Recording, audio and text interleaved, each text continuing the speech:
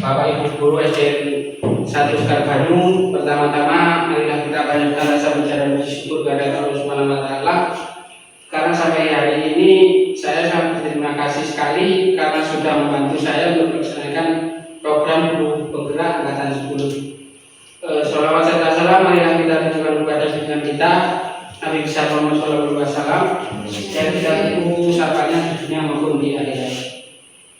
Bapak Ibu semua, di sini saya akan untuk mempresentasikan diseminasi budaya positif. Jadi memang ini adalah budaya positif kita agar anak-anak semakin baik ke depannya. Di sini budaya positif itu yang dimaksud ialah suatu perwujudan dari nilai-nilai atau keyakinan universal yang diterapkan di sekolah. Budaya positif di sekolah tidak dapat diciptakan secara instan. Dalam penerapan budaya positif di sekolah diperlukan tuntunan dan tauladan dari seorang guru. Guru juga harus menjadi contoh yang baik sehingga anak didik dengan kesadaran sendiri akan mengikuti apa yang dilakukan guru. Mungkin ini sedikit pemaparan tentang budaya positif, karena memang budaya positif ini sangat diperlukan kita untuk di sekolah.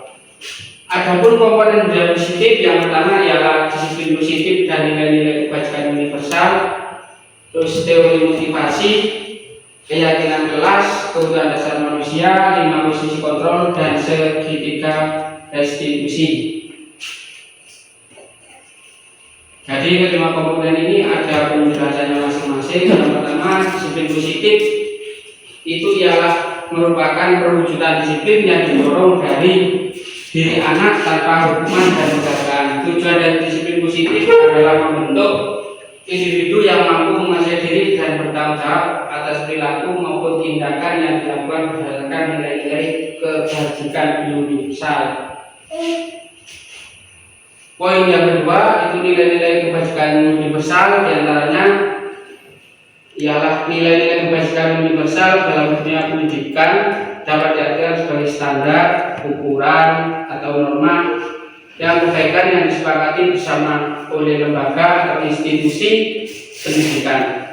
Kesepakatan tersebut berlaku universal untuk setiap orang yang berada di lingkungan lembaga atau institusi tersebut tanpa memandang suku, agama, ras, atau latar belakang sosial. Jadi kebajikan universal ini bisa diterapkan di sekolah, di lembaga, maupun di tempat kerja. Setelah itu kita mengkaji tentang teori motivasi. Yang pertama, menghindari hukuman. Yang kedua, mendapatkan penghargaan. Yang ketiga, menjadi diri sendiri sesuai dengan nilai-nilai yang dipercaya. Ketika teori motivasi tersebut merupakan salah satu unsur dari budaya positif. Setelah itu kita menginjak ke keyakinan kelas, karena keyakinan kelas merupakan sesuatu yang dapat diterapkan di lingkungan kelas tersebut. Itu yang mencakup pembuatan keyakinan kelas, melibatkan semua warga kelas melalui kegiatan surah pendapat. Keyakinan kelas ditinjau kembali dari waktu ke waktu sesuai dengan kebutuhan. Karena keyakinan kelas ini memang untuk tahun sekarang itu keyakinan kelas. Kalau dulu kan peraturan kelas, makanya didefinisikan lagi agar lebih menyentuh, makanya dinamakan keyakinan kelas.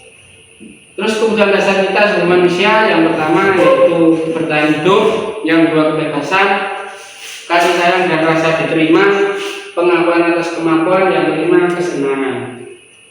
Ini adalah kebutuhan dasar kita sebagai manusia dan juga sebagai makhluk sosial. Terus ini adalah 5 kegiatan yang harus kita lakukan, yaitu 5 posisi kontrol guru. Yang pertama yaitu sebagai penghukum, yang kedua sebagai pembuat rasa bersalah, yang ketiga sebagai pemantau, yang kelima sebagai manajer. Nah, ini adalah 5 posisi kontrol kita sebagai guru. Yang pertama penghukum, yang kedua sebagai pembuat rasa bersalah, yang ketiga sebagai teman, yang keempat sebagai pemantau, yang kelima sebagai manajer. Ini adalah posisi kita saat berada di lingkungan sekolah untuk mengatasi beberapa masalah yang sedang terjadi di sekolah. Jadi kelima ini nanti akan kita tawarkan di slide selanjutnya. Yang pertama yaitu tentang sebagai penghukum. Nah, ini posisi kita sebagai penghukum. Jadi kalau dulu kita istilahnya ada anak yang melakukan kesalahan, kita biasanya sering menghukum. Nah, dari spesifikasi ini menghukum itu bisa mengenai hukuman fisik maupun verbal. Orang-orang yang menjalankan posisi penghukuman senantiasa mengatakan bahwa sekolah memerlukan sistem atau alat yang dapat lebih menekankan murid-murid lebih dalam lagi. Guru-guru menerapkan posisi hukum akan berkata seperti ini biasanya: patuhi aturan saya atau awas. Nah, itu adalah kata-kata yang sering kita gunakan. Awas, kalau kamu seperti itu lagi pasti akan mendapatkan hukuman. Yang kedua biasanya kamu selalu saja salah. Jadi kita sering, saya sendiri itu tidak memungkiri bahwa sering mengucapkan kata yang kedua itu. Kamu selalu salah, membuat orang seperti apa dan sebagainya. Yang ketiga, selalu pasti selalu terakhir, yang terakhir selesai. Pasti selalu kamu ya. Guru seperti ini senantiasa percaya hanya ada satu cara agar pembelajaran bisa berhasil, yaitu cara dia. Jadi guru bagaimana supaya anak tersebut kapok, itu adalah salah satu sebagai posisi penghukum seorang guru. Terus untuk slide yang kedua yaitu tentang sebagai pembalas bersalah. Nah, ini memang biasanya sering digunakan kita untuk menyadarkan anak-anak. Karena di posisi ini biasanya guru akan bersuara lebih lembut, pembuat rasa bersalah akan menggunakan keheningan yang membuat orang lain merasa tidak nyaman, bersalah, atau berdiri. Kata-kata yang keluar dengan lembut akan seperti contohnya ya, ibu sangat kecewa sekali dengan kamu, tapi dengan intonasi yang lembut dan suara yang lembut. Yang kedua, berapa kali Bapak harus memberitahu kamu ya? Jadi di samping mengucapkan seperti itu, kita harus ditenangkan dengan kata-kata yang lembut agar anak-anak itu tidak semakin emosi dan dia akan sadar apa yang terjadi dan apa yang dibuat salah. Terus yang ketiga sebenarnya gimana coba kalau orang tua kamu tahu kamu berbuat begini. Nah, jadi di sini memang kita sedikit itu mengungkapkan rasa bersalah ke anak. Jadi biar anak-anak terbuka hatinya bahwa anak tersebut telah melakukan salah. Di posisi ini murid akan memiliki pilihan diri yang buruk tentang diri mereka. Murid merasa tidak beragam dan telah mengecewakan orang yang disayangkan. Jadi ini adalah salah satu posisi kontrol tadi yang kedua. Terus di posisi kontrol yang ketiga, posisi kita guru sebagai teman. Guru pada posisi ini tidak akan menyakiti murid, namun akan tetap berupaya mengontrol murid melalui persuasi. Posisi teman pada guru bisa negatif ataupun positif. Positif di sini berupa hubungan baik yang terjalin antara guru dan murid. Guru di posisi ini teman menggunakan hubungan baik dan humor untuk menemani seseorang. Mereka berkata, ayo bantulah demi Bapak ya. Jadi istilahnya kita merangkul sebagai teman. Yang kedua contohnya, ayo ingat tidak bantuan Bapak selama ini. Jadi kita mengajak anak-anak untuk membuka lagi pintu hatinya apa yang telah kita lakukan agar mereka sadar dan juga menempatkan anak-anak teman sebaya kita. Yang ketiga, ya sudah kali ini tidak apa-apa, nanti ibu bantu bereskan. Jadi yang ketiga, istilahnya kita itu meminta anak tersebut untuk membantu kita agar dia merasakan bahwa kita memang membutuhkannya dan juga kita beranggapan bahwa murid tersebut merupakan teman kita. Terus hal negatif dari posisi teman, bila suatu saat guru tersebut tidak membantu, maka murid akan kecewa dan berkata. Selanjutnya guru sebagai pemantau ya. Di sini memantau berarti sama artinya dengan mengawasi. Jadi di saat kita bertanggung jawab atas perlakuan orang yang kita awasi, kita harus dapat sebagai pemantau. Pemantau harus berdasarkan peraturan-peraturan yang sudah dibuat di sekolah dan sudah ada konsekuensinya. Dengan menggunakan sanksi konsekuensi, kita dapat memisahkan hubungan pribadi kita dengan murid, dan juga guru juga harus menjalankan posisi sebagai pemantau. Biasanya seorang pemantau itu ada beberapa pertanyaan yang sering ditanyakan kepada murid kita, contohnya seperti peraturannya apa kok kamu bisa membolos, peraturannya seperti apa kok kamu pada hari Senin tidak memakai topi. Nah, karena di sini kita memantau karena sudah ada peraturan yang sudah dibuat. Terus yang kedua, contohnya apa yang telah kami lakukan. Jadi kita menggali dari hati anak atas tindakan yang sudah dilakukannya karena sudah melanggar atau peraturan yang sudah dibuat. Yang ketiga, contohnya seperti ini, sanksi atau konsekuensinya apa. Jadi jika anak sudah melakukan kesalahan, kita menanyakan hal yang ketiga, sanksi atau konsekuensinya apa, karena anak-anak akan memorinya akan ingat bahwa pasti akan ada suatu hukuman atau sanksi jika dia melakukan kesalahan.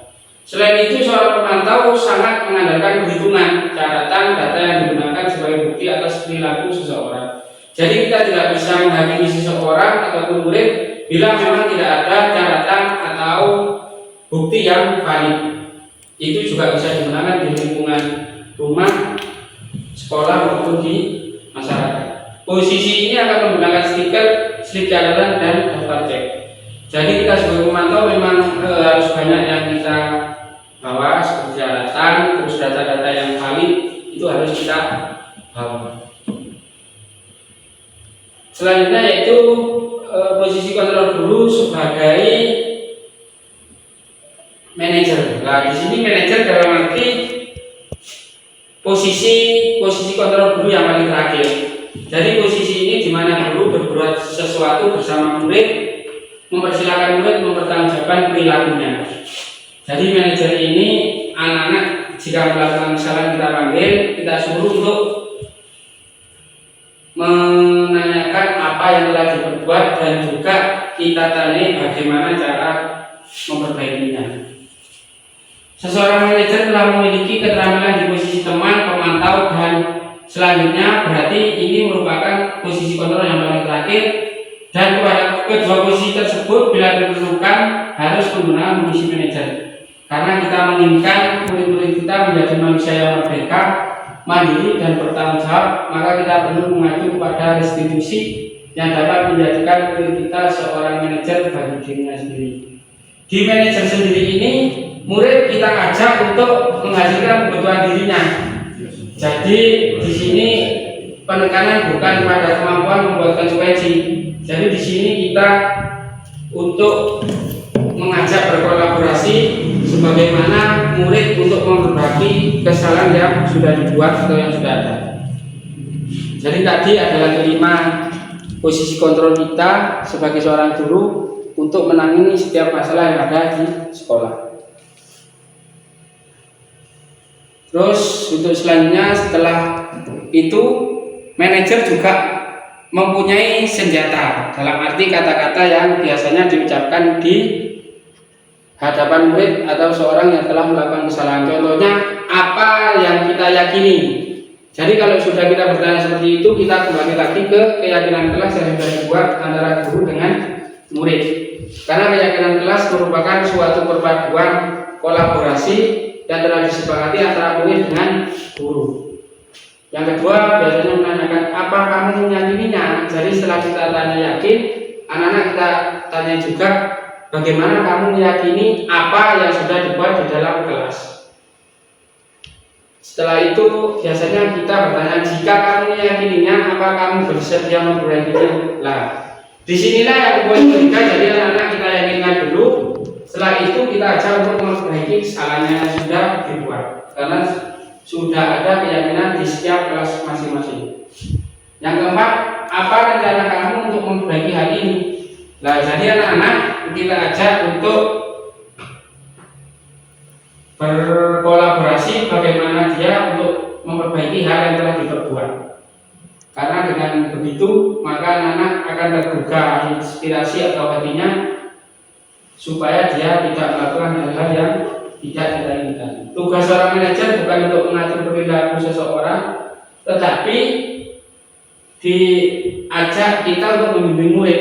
Jadi murid kita ajak untuk dapat mengatur dirinya sendiri, karena memang kita sudah diajarkan pembelajaran pendidikan yang merdeka. Jadi kita kembalikan lagi ke insannya biar dia tahu bagaimana solusinya atas kesalahan yang telah dia perbuat. Seorang manajer bukannya memisahkan murid dari kelompoknya, tapi mengembalikan murid tersebut ke kelompoknya dengan lebih baik dan kuat. Jadi dikembalikan lagi ke kelompoknya, istilahnya ke habitatnya, itu biar anak-anak itu kembali lebih baik dan juga mempunyai mental yang kuat. Selain itu manajer itu juga merupakan hal yang paling kita gunakan dalam kehidupan sehari-hari, dan juga penerapan disiplin sehari-hari itu akan kembali ke posisi teman atau pemantau. Karena murid di tangan itu belum siap diajak berdiskusi atau guna melakukan restitusi. Namun perlu disadari tujuan akhir dari 5 posisi kontrol seorang guru adalah yang pertama pencapaian posisi manajer, di mana posisi inilah murid dapat menjadi pribadi yang mandiri dan merdeka. Mandiri dalam arti itu bisa mengatasi masalah dan juga tanpa minta bantuan orang lain. Dia akan berusaha memutar otaknya bagaimana jika dia melakukan kesalahan, dia akan merotasi otaknya bagaimana untuk menyelesaikan suatu masalah tanpa melibatkan seseorang yang lain. Karena ini memang sangat diperlukan saat kehidupan kita. Jadi di saat anak-anak mengenai masalah, dia pasti akan bagaimana caranya memutar otaknya untuk menyelesaikan masalah yang telah dibuat.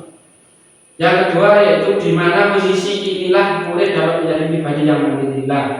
Memang anak itu cenderung dengan melakukan hal-hal yang pasti keluar dari peraturan-peraturan atau kesepakatan. Dari sinilah maka anak-anak akan mempunyai pribadi yang mandiri. Karena suatu saat pasti untuk anak-anak sendiri itu akan hidup secara mandiri di saat dia tidak bersama orang tuanya. Dari situlah kita sebagai manajer membentuk pribadi yang kuat mengatasi segala masalah dengan menyelesaikan secara baik. Dan juga bertanggung jawab atas perilaku dan sikapnya. Nah, untuk poin yang ketiga, ini jadi anak-anak kita kasih tanggung jawab. Berarti jika anak itu melakukan kesalahan, contohnya tidak membawa topi, kita tanya bagaimana solusi dia untuk hari kedepannya bisa membawa topi. Jadi kita kuras informasinya, bagaimana solusinya, anak-anak akan menyebutkan sendiri ide yang keluar dari pikirannya. Terus akhirnya anak-anak tersebut akan menciptakan lingkungan positif, nyaman dan aman. Jadi memang bila dalam satu lembaga sudah tercipta hubungan yang harmonis, kedua kalinya kita dapat melakukan budaya positif, maka di suatu lembaga atau sekolah akan tercipta posisi yang nyaman, aman, dan damai. Memang itu yang kita butuhkan dimanapun kita berada, dimanapun kita bekerja. Yang penting kita saling membantu dan saling mengingatkan bila teman mengalami suatu masalah atau hambatan. Itu adalah peran kita sebagai posisi guru, sebagai manajer. Karena mungkin di sini Bapak Ibu semua sering menggunakan posisi kontrol yang berapa. Monggo kita sharing-sharingan untuk anak kita jujur-jujuran aja. Kalau saya mungkin untuk yang menghukum itu memang kita semua, saya sendiri seperti itu. Karena memang dari dulu itu ada beberapa hukuman. Mungkin kita akan terbiasa, kita rubah dan menghukum dengan kelima kontrol tadi. Nah, sekarang kita pindah ke segitiga restitusi. Karena di sini jika ada masalah, kita akan menggunakan segitiga restitusi. Bentuknya seperti segitiga, di situ Bapak Ibu dengan sudah melihat ada beberapa poin-poin. Poin yang pertama yaitu menstabilkan identitas. Itu adalah fondasi yang paling kuat, yang paling bawah sendiri. Setelah itu naik ke validasi tindakan yang salah. Setelah itu turun lagi menanyakan keyakinan. Terus contoh untuk menstabilkan identitas itu bila anak melakukan kesalahan, kita membuat pesan seperti ini ada dua. Yang pertama, setiap orang pasti pernah melakukan kesalahan ya, karena itu memang manusiawi. Jadi anak-anak kita kuatkan dulu istilahnya fondasi rumah. Kita tadi yang pertama itu Jika sudah kuat, terus kita ke next selanjutnya, yaitu kamu bukan satu-satunya yang pernah melakukan ini. Jadi anak-anak, artinya kita lakukan dulu agar anak-anak sedikit turun emosinya. Setelah itu kita naik ke yang kedua, memvalidasi tindakan. Itu ada dua pertanyaannya biasanya yang kita lakukan. Kamu tentu punya alasan melakukan hal ini. Nah, disitulah kita mulai menggali bila anak-anak tersebut itu melakukan suatu kesalahan, pasti ada suatu alasan. Contoh, anak-anak bertengkar, kita panggil, terus kita tanyakan hal yang pertama, kenapa kamu kok bertengkar? Pasti punya satu alasan. Perempuan juga sama, biasanya sering mengejek teman, itu pasti ada salah satu alasannya. Setelah itu yang pertanyaan yang kedua, adakah cara yang lebih efektif untuk mendapatkan apa yang kamu butuhkan? Jadi yang kedua, anak-anak kita tanya setelah itu, kita tanyakan efektif apa yang bisa dibutuhkan. Setelah itu naik ke bawah. Bila emosinya sudah ada, kita mulai dengan menanyakan keyakinan yang poin ketiga. Yang nomor satu, keyakinan kelas apa yang telah kita sepakati. Jadi anak-anak kita suruh memorinya mengulang lagi kesepakatan apa yang telah dibuat di kelas. Terus setelah itu anak-anak sudah ingat, kita tanyakan lagi yang poin kedua. Kamu ingin menjadi orang yang seperti apa? Jadi anak-anak, setelah kita tanya keyakinan kelas, dia melanggar yang bagian apa, poin mana, terus anak-anak kita tanyai dia ingin menjadi seperti apa. Pasti anak-anak akan jujur. Stop. Jadi kamu ingin menjadi orang seperti apa, itu adalah pertanyaan saat anak-anak sudah turun emosinya, itu adalah poin yang ketiga. Memang poinnya ada di situ. Bila anak belum turun emosinya, kita kembalikan lagi ke yang pertama, menstabilkan identitas. Jadi anak-anak kita gali dulu identitasnya sudah saya turun. Setelah itu kita naikkan untuk pertanyaan yang terakhir menanyakan keyakinan. Istilahnya kita kalau di kepolisian kita sebagai tim investigasi atau penyidik. Jadi kita istilahnya kita penyidik di sekolah. Memang ini mencari solusi masalah dengan mencari jalan yang terbaik. Itu adalah segitiga restitusi. Jadi segitiga ini kita gunakan. Di sini ada penjelasan tentang menstabilkan identitas. Jadi poin yang pertama yang dimaksud menstabilkan identitas tadi, bagian dasar dari segitiga itu bertujuannya adalah untuk mengubah identitas anak dari orang yang gagal karena melakukan kesalahan menjadi orang yang sukses. Jadi anak-anak tersebut gagal, kita bangkitkan motivasinya biar anak-anak menjadi orang yang sukses. Karena memang orang sukses itu kalau pepatah dulu, orang sukses berangkat dari orang yang kurang belajar. Karena dia mempunyai semangat untuk mengejar cita-cita, akhirnya dia menjadi anak yang sukses. Kalau orang berada, memang anak-anak dulu itu jangan mau, istilahnya sudah jangan mau karena orang tuanya sudah ada, dia leha-leha, makanya dia kalah dengan anak-anak yang istilahnya kehidupannya ekonominya standar.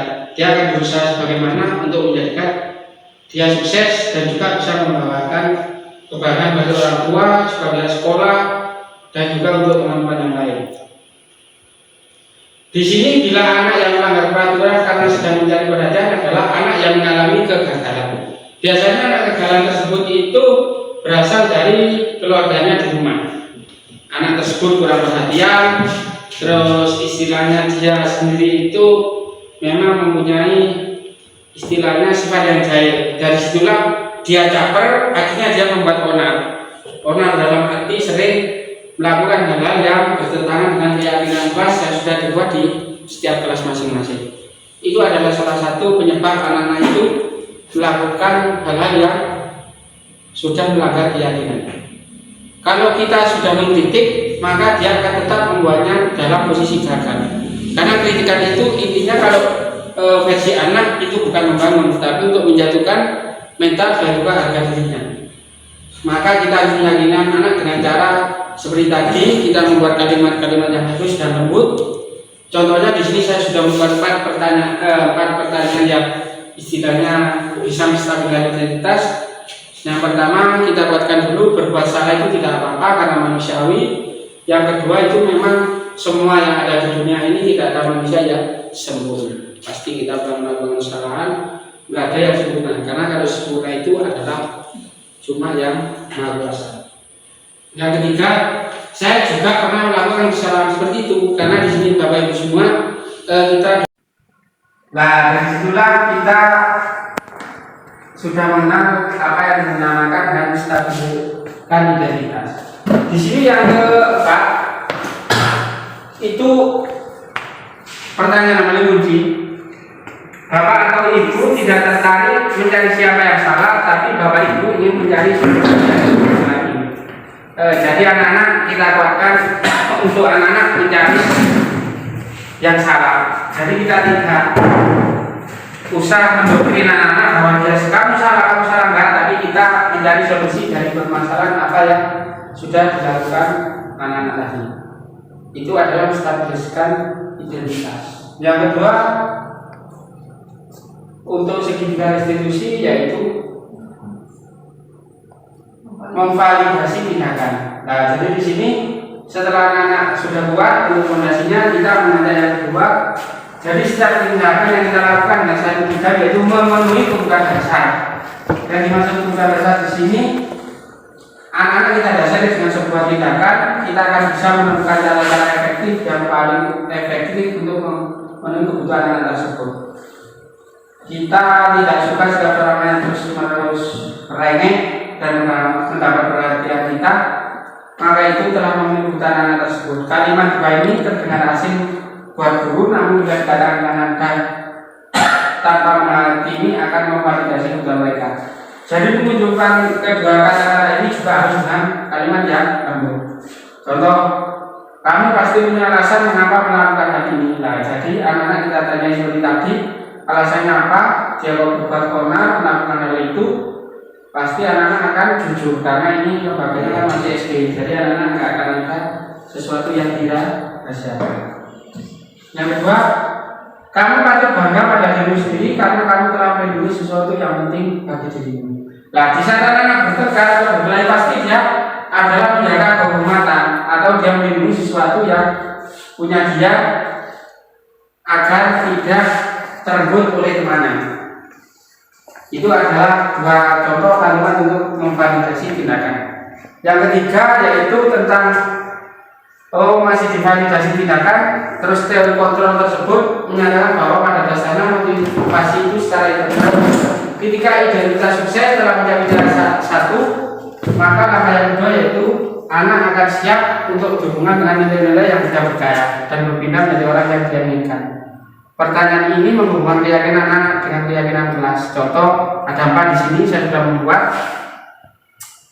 apa yang kita percaya sebagai kelas atau keluarga. Jadi anak-anak, kalau dalam kelas atau keluarga kita menunjukkan rasa kasih sayang agar anak-anak tidak menjadi hal-hal yang seperti itu lagi.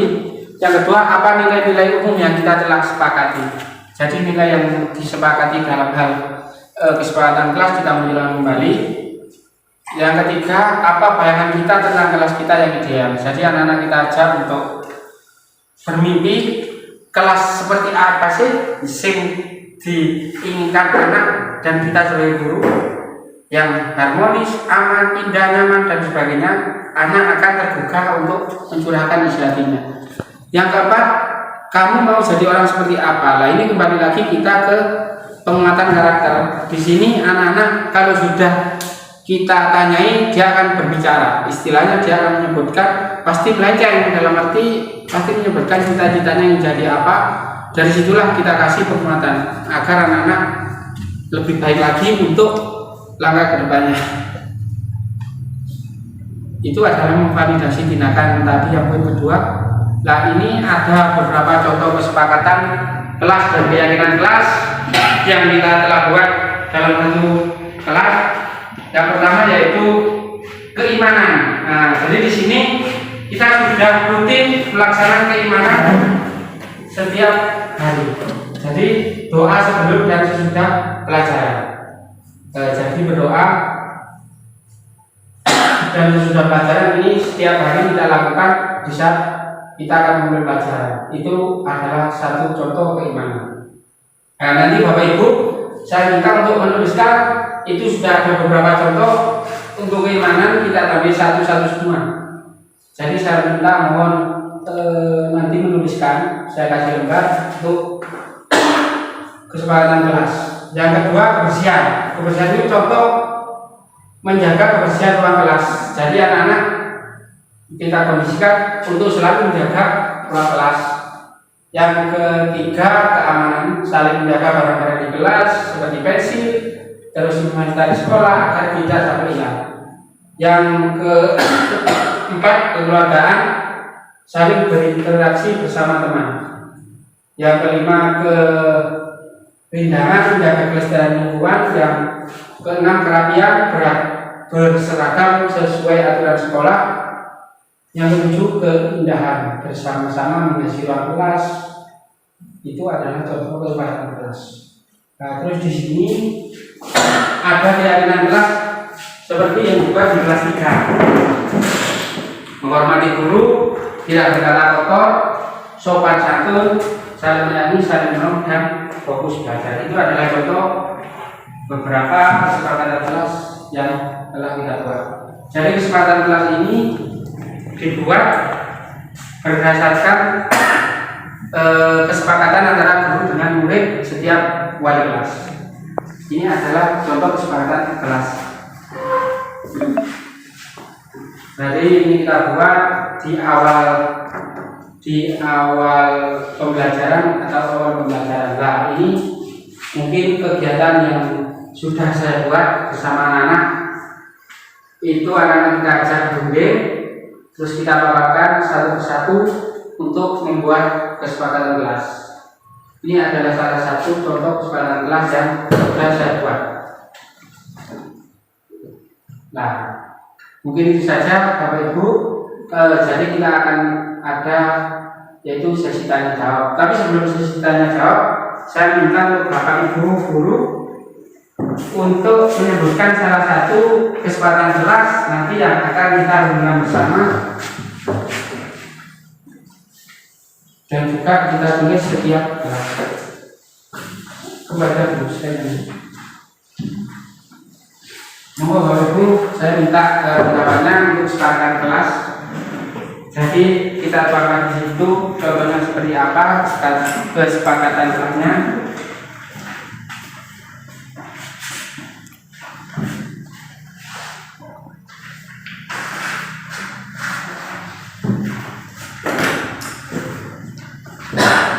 Karena dari situlah kita nanti akan menentukan kesepakatan kelas. Monggo dengan tulis mawon. Jadi kelas berapa, kesepakatan kelas seperti ini yang sudah ada contoh. Silakan mencari satu aja. Jadi di sini saya sudah membuat contohnya kelas 5. Jadi seperti ini. Saya minta Bapak Ibu untuk mencoba membuat kesepakatan kelas. Nanti gunanya apa? Biar anak-anak bisa melanggar apa yang sudah disepakati. Monggo Bapak Ibu dengan tulis mawon untuk kesepakatan kelasnya seperti apa, hal-hal yang bisa per kelas mawon. Ya terserah. Istilahnya jangan ulang kelas 3 ya kelas 3. Jadi seperti itu. Itu ada 7 poin. Sifatnya yang pelajaran seperti apa, kebersihan seperti apa. Mohon dengan surat mawon. Nanti kita bisa gunakan untuk kesepakatan dalam kelas biar anak-anak mempunyai salah satu kesepakatan kelas pada dasarnya.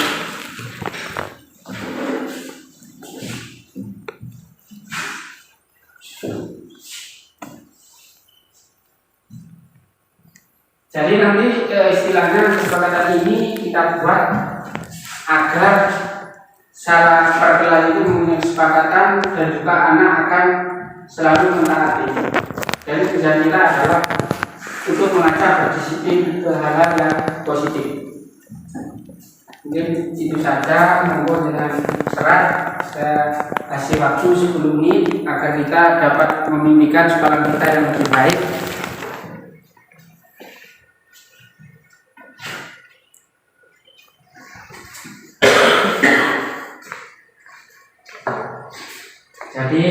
kesepakatan kelas ini kita buat untuk lebih memajukan sekolah kita yang tercinta, biar anak selalu berdisiplin saat berada di lingkungan sekolah. Bebas Bapak Ibu, seperti yang sudah saya paparkan di depan itu, dengan tinggal istilahnya imajinasi memimpikan seperti apa dengan James Mawon. Ada 7 poin keimanan. Biasanya kita sering melakukan sholat duha setiap hari Jumat ya Pak? Iya. Kalau setiap hari ya, itu salah satu keimanan kita, nilai keimanan, terus nilai kebersihan seperti apa, keamanan seperti apa, kebersihan seperti apa, keindahan, kerapian, keindahan. Monggo dengan angan-angan seperti apa.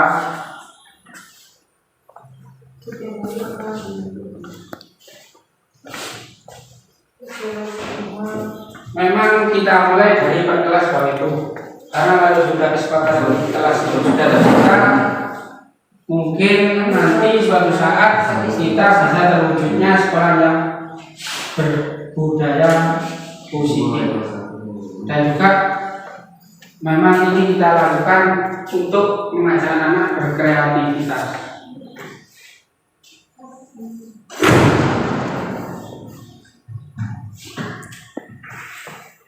Di wilayah sudah ada, itu ada beberapa contoh kesepakatan kelas dan keyakinan. Jadi keyakinan dengan serat ya, dan saat ini seperti ini, hormati guru. Jadi anak-anak itu selalu melaksanakan cium tangan sebelum masuk ke sekolah. Terus anak-anak tidak berkata kotor, saling menyanyi. Ini dengan serat. Kalau memang punya imajinasi, di sini kan ada nama. Ini tambah berapa, nanti kita sinkronkan agar semakin banyak dan juga semakin berbudaya positif.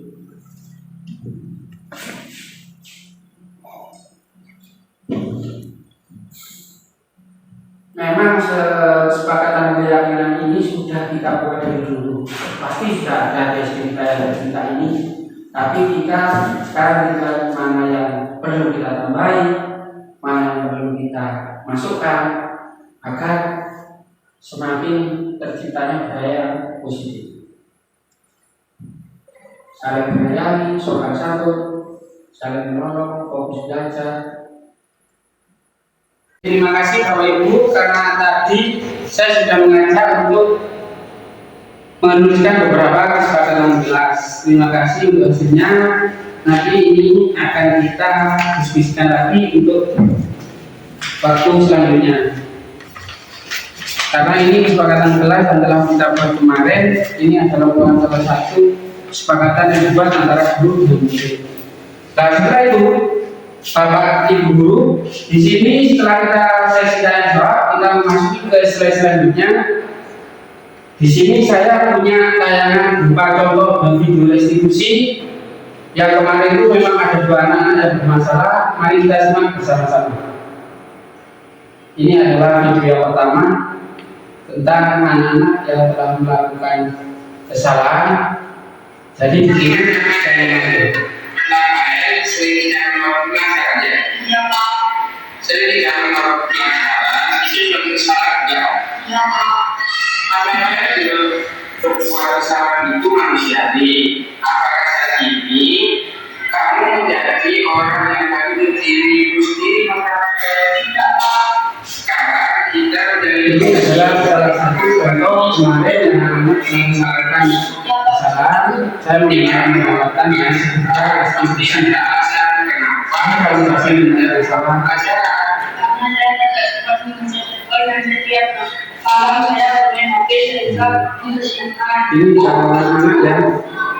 Ini anak yang akan menjadi sesuai dengan kebetulan di kelas saya.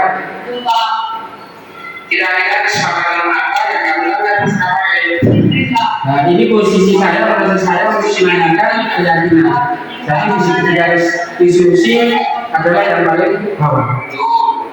Disiplin sangat penting sekarang menjadikan kita lebih bertanggung jawab dalam komunitas yang pendidikan. Nah, itu tadi Bapak Ibu untuk video yang pertama. Sekarang kita menyaksikan video yang kedua. Yang sehingga masalah tadi untuk tidak sama. Untuk menggunakan istilah terlebih dan untuk memakai dan melakukan kira-kira. Selamat, artinya saya mengucapkan ulangan bahasa Indonesia. Ini salah satu contoh anak yang kemarin dengan temannya saya buka bisa dalam satu kelas. Bagus kami bersama menjaga tidak begitu. Saya pun merasa marah kalau disuruh dan juga kamu memakai akilah. Saya mengatakan akilah tadi dan maki-maki ini tindakan saya untuk mengambil validasi tindakan yang salah. Jadi yang mana saya ini dan yang salah agar dapat menyelesaikan masalah. Kami menggerakkan ini karena itu sesuatu yang penting untuk saja kamu tidak melakukan hal-hal yang bisa. Demikian tadi Bapak Ibu adalah dua contoh segitiga restitusi yang saya lakukan dalam mengatasi untuk masalah anak-anak di sekolah. Selanjutnya setelah kita semua menyaksikan di sini untuk slide selanjutnya yaitu tentang ke bawah. Terus itu adalah contoh tadi yang sudah saya selesaikan. Sekarang kita memasuki untuk terakhir yaitu diskusi mengenai komponen budaya. Jadi dari pengalaman saya tadi yang pertama disiplin positif dan nilai-nilai kebajikan universal, yang kedua teori motivasi, yang ketiga keyakinan, yang keempat kebutuhan dasar manusia, terus 5 misi kontrol, dan terakhir 6 segitiga restitusi. Ini adalah diskusi materi tadi yang sudah saya paparkan beserta video. Mungkin dari sini Bapak Ibu ingin menanyakan sesuatu hal yang kurang jelas untuk kena materi. Marilah kita untuk adakan pertanyaan dan jawab. Begitu, monggo. Ya Pak. Di situ disebutkan ada disiplin positif dan nilai-nilai kebajikan universal. Ya. Apa saja nilai-nilai kebajikan universal yang terdapat di materi yang sudah dipaparkan gitu Pak? Oh ya Ibu, terima kasih kepada Ibu Yami. Mungkin di sini yang pertama adalah nilai keadilan. Di situ keadilan kita memberikan rasa keadilan kepada seluruh peserta didik atau murid, karena kita tidak memandang dulu dari unsur mana dari orang tua seperti apa, kita ada ketanamkan yang pertama yaitu tentang keadilan. Karena dengan memberikan keadilan kita akan meratasamakan untuk pemberian materi maupun pelajaran. Mungkin itu saja Bu yang pertama. Terus yang kedua nilai-nilai kebajikan yaitu kemanusiaan. Jadi rasa kemanusiaan ialah menghormati dan menghargai hak sesama kita sebagai manusia dan juga menyamakan hak asasi untuk anak didik kita. Terus yang ketiga nilai kebajikan universal yaitu kesetiaan. Jadi kesetiaan di sini anak-anak kita ajak untuk menepati janji dalam arti bila memang sudah membuat keyakinan kelas ataupun sudah berjanji, kita ajak untuk selalu menepati, karena itu adalah salah satu kunci agar anak-anak menerapkan disiplin positif di sekolah.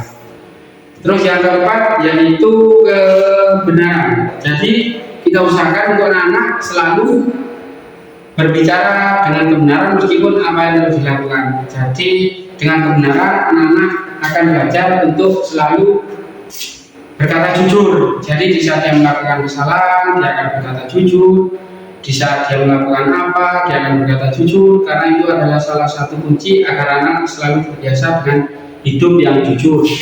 Terus yang kelima yaitu tentang kebebasan. Jadi di sini murid kita beri kebebasan agar dia melakukan apa yang dia suka, karena kita sekarang memang dianjurkan untuk belajar merdeka. Di sini merdeka dalam arti anak-anak bisa dia memilih apa minat dan bakatnya kita ikuti agar anak-anak tersebut itu mampu mencapai titik puncaknya. Jadi memang satu kelas itu menemui beberapa anak yang memang bakat dan minatnya tidak sama. Terus yang keenam yaitu keharmonisan. Keharmonisan kita ajak anak-anak untuk selalu berharmonis dalam setiap lingkungan keluarga, sekolah, dan juga di masyarakat. Karena dengan ada harmonis hidup akan terasa nyaman, aman, dan tentram. Apalagi di sekolah, mungkin anak-anak akan nyaman, dia akan berangkat ke sekolah dengan semangat, dengan teman dia tidak akan selalu bertengkar, dan terjadilah sekolah yang kondusif. Mungkin itu saja. Yang pertama saya ulang, nilai-nilai kebajikan. Yang pertama keadilan, yang kedua kemanusiaan, yang ketiga kesetiaan, yang keempat kebenaran, yang kelima kebebasan, yang lima keharmonisan. Ini itu saja dari saya, Bu. Iya, terima kasih Pak. Masih ada pertanyaan lagi Pak yang Ya, berhubungan Bu. dengan Monggo, silakan. permasalahan yang sering terjadi itu biasanya kan yang menangani Bapak Ibu guru. Nah, di situ kan berbagai macam karakter anak itu kan berbeda-beda. Bagaimana caranya kita itu menerapkan segitiga restitusi pada anak yang berbeda karakternya, karena anak SD itu karakternya kan unik ya Pak. Ya, memang betul. Supaya mereka itu bisa menemukan solusinya itu cara yang paling baik itu bagaimana Pak? Terima kasih Pak. Ya, terima kasih, sangat masuk sekali dan juga sangat bermanfaat untuk saya. Memang anak-anak itu termasuk makhluk yang unik. Jadi tidak akan pendekatan restitusi. Kita istilahnya bila anak itu berperan tinggi, kita pakai nada yang rendah. Dan juga kita lakukan yang pertama tadi seperti di segitiga, yaitu tentang menstabilkan identitas. Jadi di saat menstabilkan identitas itu sudah terlaksana, mungkin untuk selanjutnya itu bisa terlaksana, dan juga kita lakukan beberapa kali akan berkelanjutan dan juga memenuhi titik terang. Memang kita lakukan segitiga itu memang saya sendiri belum melaksanakan, tapi mari kita coba-coba seperti apa, karena di situ nanti dampaknya besar ke anak dan juga kita tidak akan sering menggunakan hukuman. Mungkin itu kita pelajari dulu anaknya seperti apa, kita terapkan senjata yang paling efisien seperti apa. Jika kita bermain peran di situ anak kita gali. Kalau anak memang egonya tinggi, kita cari solusi lain, istilahnya nanti kita tinggikan. Jika hari ini nggak bisa, kita laksanakan di waktu yang lain. Mungkin itu saja. Sudah jelas, Bu? Ya, jelas sekali Pak, terima kasih. Ya, terima kasih. Monggo Bapak Ibu yang lain, Ibu, kita saling berdiskusi sharing. Kita gunakan ngobrol bagi kemajuan sekolah kita yang ini. Monggo untuk yang lain bisa. Baik Pak, saya mau bertanya. Menurut Pak Joni, apa perbedaan antara keyakinan kelas dan juga peraturan kelas sendiri? Terima kasih. Ya Bu, terima kasih. Karena di sini Bu, memang saya dulu masih sekolah mungkin semua Bapak Ibu Dewan Guru dulu itu memang ada peraturan kelas. Jadi peraturan kelas dengan yang itu berbeda, karena peraturan itu dibuat tanpa adanya kesepakatan dari murid. Jadi istilahnya kita membuat peraturan seperti apa, berarti murid harus mentaati tanpa adanya kolaborasi dengan murid. Nah, di sisi lainnya keyakinan kelas itu ialah suatu kesepakatan yang dibuat atau dilaksanakan dengan berdasarkan antara pihak murid dan pihak guru, khususnya wali kelas. Jadi di situ kita sama-sama menuangkan ide agar kita sama-sama untuk melaksanakan keyakinan kelas yang sudah dibuat. Jadi perbedaannya kita perkecil. Jadi kalau keyakinan itu kita buat bersama, mungkin peraturan adalah dibuat dari guru itu sendiri. Mungkin saja ada bisa. Ada tambahan Pak? Iya ya. Terus bagaimana cara kita menerapkan budaya positif di sekolah kita ini? Ya, terima kasih. Pertanyaan sangat berbobot sekali. Mungkin di sini kita sebagai warga sekolah, saya sendiri masih ingin melaksanakan. Jadi kunci utama kalau di sekolah itu memang suatu lembaga, itu kita laksanakan harus secara berkolaborasi. Karena bila dilaksanakan oleh kepala sekolah sendiri, guru sendiri, anak sendiri, mungkin tidak akan terlaksana. Karena ini intinya membangun, jadi suatu bangunan ini terlaksana bila semua elemen-elemen saling mengisi. Contoh, kita membangun rumah harus ada batu bata, semen, dan juga pasir, dan juga air. Jadi mungkin kita bisa membuat fondasi. Jadi seperti tadi yang ditanyakan oleh Bisa, itu memang ada kolaborasi antara yang pertama kepala sekolah, dewan guru, murid, dan juga wali murid atau orang tua murid, dan juga dukungan sepenuhnya dari komite. Karena kita bersama-sama untuk menggalakkan disiplin positif itu agar segera terlaksana. Mungkin memang stepnya sangat banyak sekali karena kita terdiri dari berbagai elemen, jadi kita harus selalu berkolaborasi untuk mencapai satu titik, yaitu titik budaya positif. Mungkin itu bisa. Monggo untuk yang lain kita akan curah pendapat atau diskusi. Monggo kita sama-sama belajar bagaimana untuk mengeksplor dari diskusi materi ini agar nantinya kita bisa melaksanakan dan juga menghadapi suatu masalah kita akan solusi yang terbaik. Monggo Bu yang lain. Bagaimana cara penerapan segitiga restitusi pada sekolah yang baru kita kenal? Oh ya, terima kasih. Mungkin jawaban Monika memang ini seluruh rangkaian ini titik temunya ada di situ. Karena apa? Karena saya sendiri baru mengenal segitiga itu seperti apa. Jadi yang pertama kita ambil untuk segitiga restitusi itu ialah kita adakan sosialisasi. Sosialisasi kita adakan kepada rekan sejawat, dewan guru, murid, dan juga komite. Setelah itu kita adakan laporan ke kepala sekolah. Kita adakan penjadwalan. Setelah semuanya itu bisa terlaksana dan juga kita kasih latar belakang garis besarnya tujuannya seperti apa.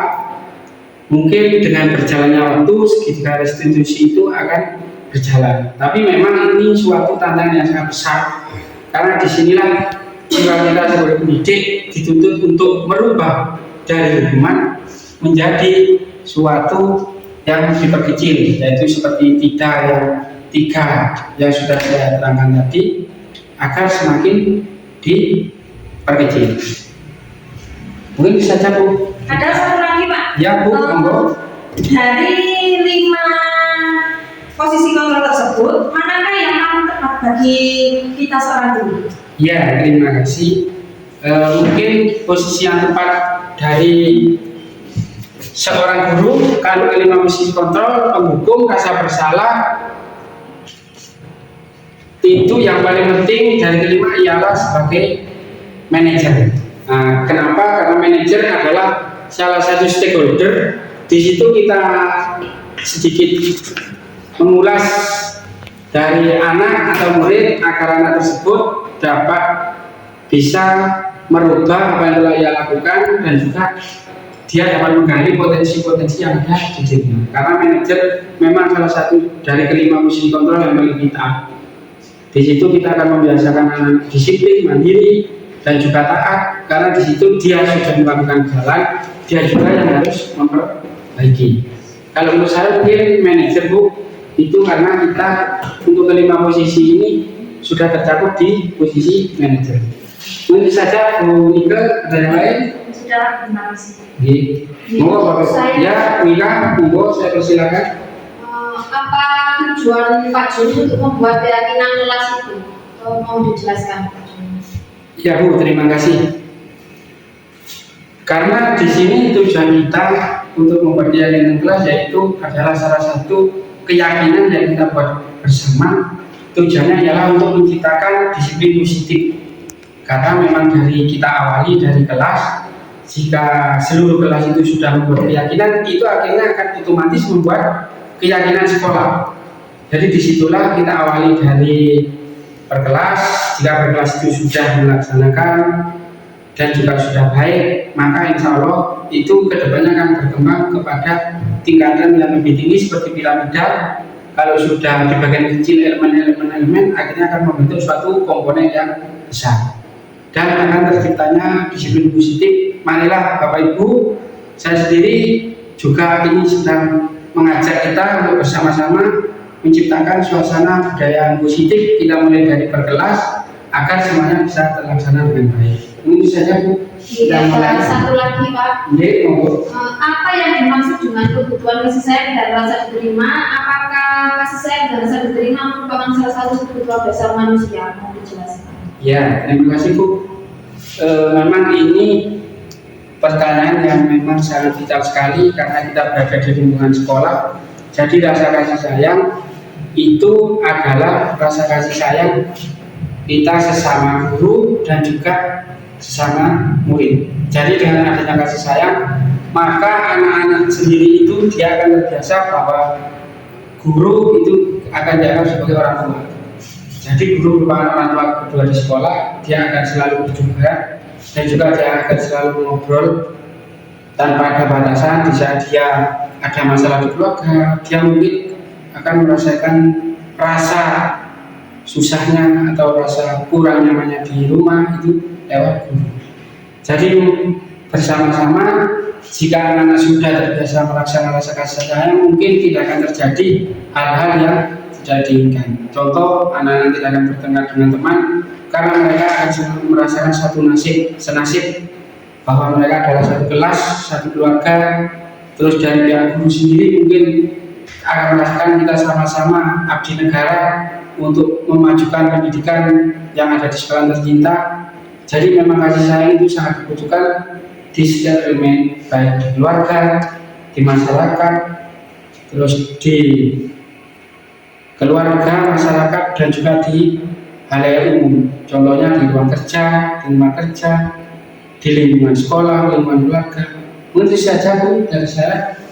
Mungkin sudah jelas? Terima kasih. Monggo Bapak Ibu yang lain. Dari saya Pak. Oh ya Bu Sri.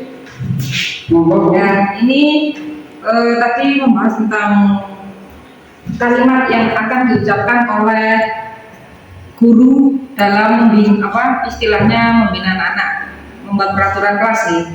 Tapi bagaimana cara merubah kalimat yang dibuat di peraturan kelas itu menjadi keyakinan kelas yang bisa dipahami oleh anak-anak? Ya Bu, terima kasih. Mungkin di situ kita kembali lagi ke mengenal ke peraturan dan juga keyakinan. Jadi memang dulu itu memang peraturan. Terus peraturan itu identik dengan kalimat negatif. Contoh, tidak boleh, jangan, itu pasti. Jangan mencoret-coret tembok, tidak boleh melampaui garis batas, tidak boleh datang terlambat. Nah, itu merupakan kata-kata yang sering ada di peraturan. Karena di peraturan tersebut tertulis seperti itu termasuk kalimat yang negatif. Jadi dengan adanya keyakinan kelas, jadi kalimat tadi yang negatif, jangan, tidak, itu kita upayakan dirubah ke kalimat yang positif. Contoh, untuk kalimat yang positif itu istilahnya masuk tepat waktu, kan seperti itu. Jadi tidak, jangan tadi kita hilangkan untuk membentuk suatu keyakinan kelas. Istilahnya cuma perbedaan bahasa saja, karena jangan, tidak itu dilakukan bahwa melarang, ini seperti itu. Jadi kalau keyakinan kelas itu kita buang yang negatif, kita ubah ke kalimat yang positif. Mungkin meletak perbedaannya di situ. Makanya yang sebelum kebutuhan dasar manusia di sini teorinya kan memang keyakinan kelas. Kalau keyakinan kelas sudah terlaksana, kita memasuki lagi kebutuhan dasar manusia. Setelah itu 5 posisi kontrol dan yang terakhir segitiga restitusi. Dari situlah bahwa kalimat negatif kita gunakan menjadi positif agar jangan dan tidak itu tidak bisa ditulis, tidak usah digunakan. Oke, betul ya, bisa. Satu kali lagi, tadi ada yang membahas tentang disiplin positif. Apakah disiplin positif ini harus kita mulai dulu dari pihak guru, atau langsung kita meminta kepada anak-anak untuk melakukan disiplin positifnya? Oke, untuk disiplin positif, mungkin kalau dari pemaparan saya, memang disiplin positif itu kuncinya kita kembalikan lagi untuk penerapannya memang dari Dewan Guru. Karena apa? Karena kalau kita melihat paradigma sekarang itu memang kalau anak-anak itu pasti yang ditiru kan gurunya ya. Jadi kalau memang istilahnya kita awali dari yang simpel-simpel aja, istilahnya di saat kita hadir tepat waktu, mungkin anak-anak akan bertanya, oh Pak Guru, isu isteko, Ibu Guru isu, di sekolah. Dari situlah mungkin anak-anak akan menemukan beberapa figur guru. Contoh di sini ada 10 guru, mungkin di situ anak-anak akan mencari mana figur dia yang cocok. Jadi itu akan membangkitkan minat dia dan juga menimbulkan rasa positifnya. Jadi istilahnya kita mulai aja dari kita sebagai guru, kita bersama-sama kita jalankan untuk datang tepat waktu. Yang kedua contohnya seperti di saat kita memang waktu istirahat, bisa masuk-masuk, mungkin anak-anak dia akan memorinya akan selalu teringat.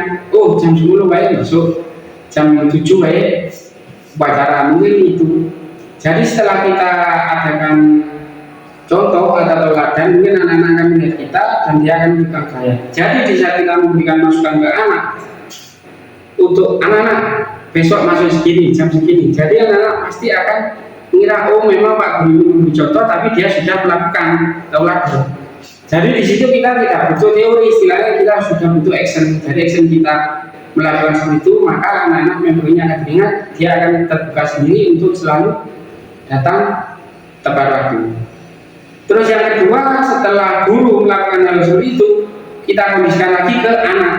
Jadi kita memasuki per kelas dulu, istilahnya satu kelas dengan satu dewan guru kita ajak untuk selalu memberi contoh. Jadi tidak perlu untuk kelas 6 atau kelas 1, kelas berapa, yang penting di situ kalau sudah satu kelas melaksanakan, mungkin yang lain anak-anak akan ikut karena dia kepengen sebelum masuk kelas. Contohnya untuk anak-anak itu biasanya berbaris sebelum pelajaran berdoa, terus yang piket itu pagi sudah dipiket, mungkin anak yang kelas lain akan kepingin. Jadi dari situlah setelah dari guru kita temukan lagi ke spesifik ke kelas.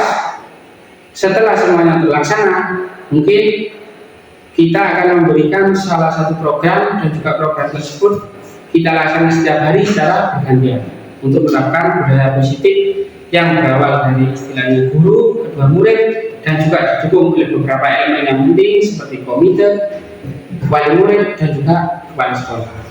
Mungkin itu saja Bu dari saya. Ada yang lain? Terima kasih. Ya mungkin itu saja Bapak Ibu yang bisa saya sampaikan, karena tadi sudah kita bertanya jawab dan juga berbagi pengalaman tentang 6 elemen tadi. Semoga saja itu tadi dapat bermanfaat bagi kita semua. Amin. Dan juga kita dapat untuk melaksanakan apa yang terbaik buat murid kita, karena memang inilah salah satu tugas kita sebagai pendidik, dan juga untuk menggalakkan program-program yang sedang dilaksanakan pemerintah. Memang ini sangat istilahnya sangat pertama kali kita untuk menjalankan beberapa hal-hal seperti pemaparan tadi. Semoga saja dengan pemaparan saya ini kita dapat menciptakan lingkungan budaya positif di sekolah, dan juga membawa pembaharuan yang lebih baik kepada sekolah kita, karena memang dengan adanya beberapa elemen tadi itu adalah salah satu kunci untuk menciptakan disiplin positif di sekolah. Makanya dari tadi saya mengajak Bapak Ibu Dewan Guru untuk bertanya dan juga mengulas apa saja yang sudah saya paparkan, karena ini mungkin salah satu hal-hal yang akan kita agendakan untuk berjalan ke depannya, dan juga demi memperbaiki kualitas pendidikan di sekolah kita yang tercinta ini. Monggo untuk yang lain, kalau masih ada. Sudah cukup. Sudah jelas kan, tinggal kita laksanakan game. Jadi monggo yang lain, benar-benarnya kalau masih ada, monggo Bapak Ibu kita sharing kalau memang masih ada beban apa unek-unek. Mungkin benar yang dikatakan Bu Yami, kita sudah berkolaborasi seperti ini nanti actionnya pasti itu yang akan kita lakukan. Kita tunggu, makanya kita lakukan secara bersama-sama akan mencapai suatu tujuan yang sangat bermanfaat dan juga berdampak bagi perkembangan anak didik kita, khususnya di SD kita, SDN 1 Sukabumi yang kita bangga-banggakan sebagai tempat kita untuk mencapai suatu cita-cita dan juga sebagai tempat kita untuk memerdekakan anak didik bangsa, dan juga suatu kebanggaan bagi kita karena saya sendiri sudah berada di SD kita yang tercinta ini, SD kita yang berkualitas. Oleh karena itu, terima kasih atas Bapak Ibu semuanya. Saya akhiri, Ihdinas Shiratal Mustaqim. Wassalamualaikum warahmatullahi wabarakatuh. Waalaikumsalam warahmatullahi wabarakatuh.